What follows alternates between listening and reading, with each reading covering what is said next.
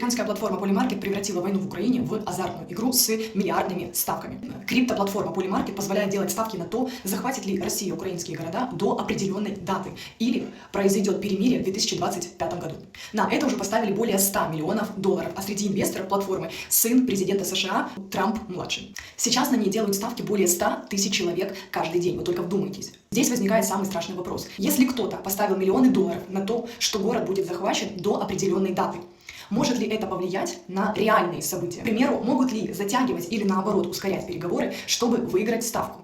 Особенно тревожно то, что в Polymarket вложили деньги люди, близкие к американским властям. Сын президента США Трампа не просто инвестор, он в совете директоров компании.